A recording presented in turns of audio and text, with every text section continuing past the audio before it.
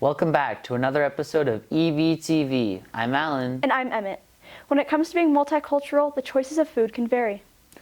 Let's listen to these two teens who talk about their culture. For multicultural youth, identity goes a long way. When it comes to meals within multicultural families, the choices can be endless. From my mom's side of the family, she's from Okinawa, Japan. My mother is Peruvian from Lima. Normally with my mom, we cook a lot of sushi and yakisoba. On my mom's side of the family, I think arroz con pollo, anything with chicken on it, is something that they like very much. So I usually eat a lot when I'm with them. And then my dad's side of the family is from Honduras, and that's in Central America.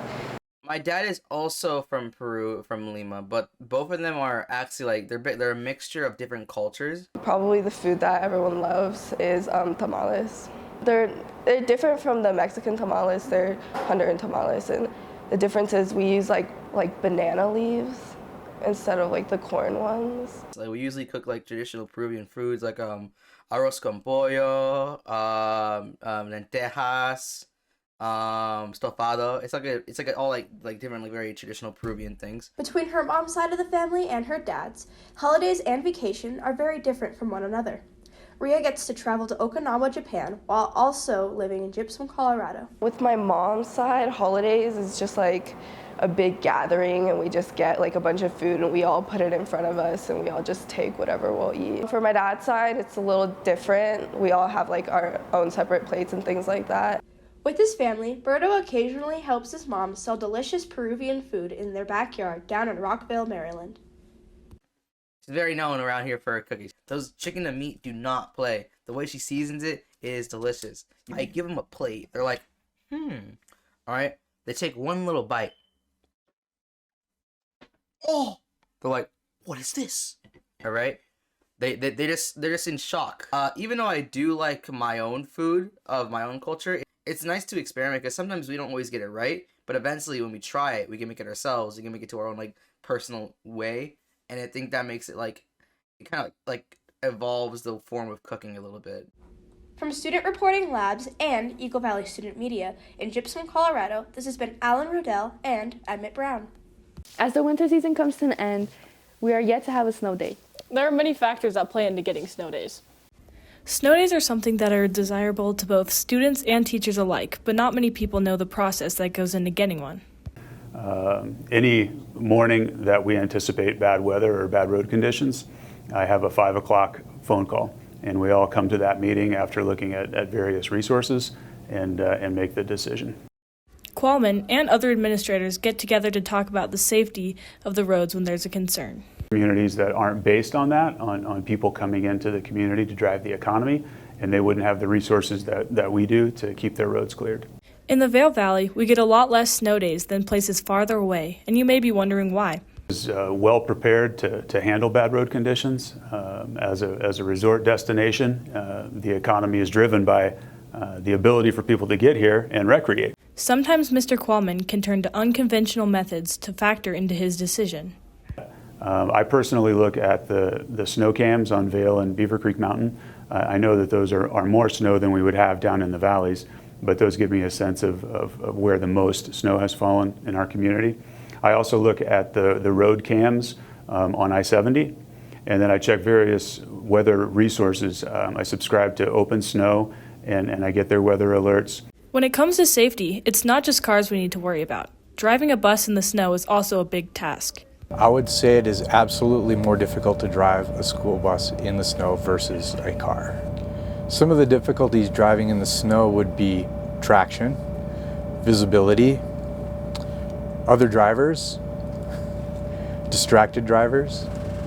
Keeping the windshield clear is a big issue for visibility. You can just about drive through snow deep enough that you could push it with your bumper if it's the right kind of snow. If it's a different kind of snow, it's like trying to drive on an ice rink. Up until Qualman became superintendent, we did not have a snow day for about 10 years. He tries to allow one per year. As the superintendents change, the policies that they carry with them also change. Once a month, Mountain Pride hosts the Queer Climbing Night at Eagle Climbing and Fitness. We at EVTV were curious what this event looks like. Yeah. The Eagle Climbing Gym is a place where people gather.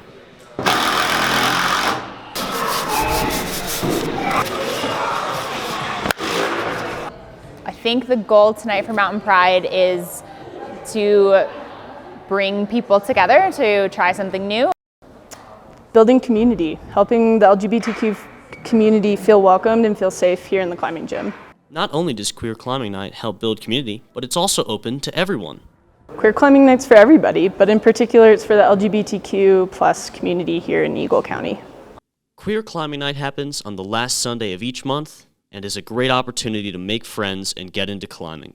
My favorite part of Queer Climbing Night is just seeing people feel proud of themselves, not only in the context of being with other queers, but also feeling proud of themselves as a climber as well. Queer Climbing Night is a chance to meet new people and learn new skills.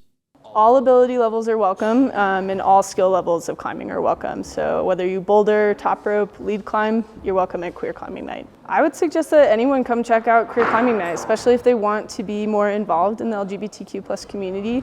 Allies are welcome at this event, but yeah, I think everybody should come to Queer Climbing Night.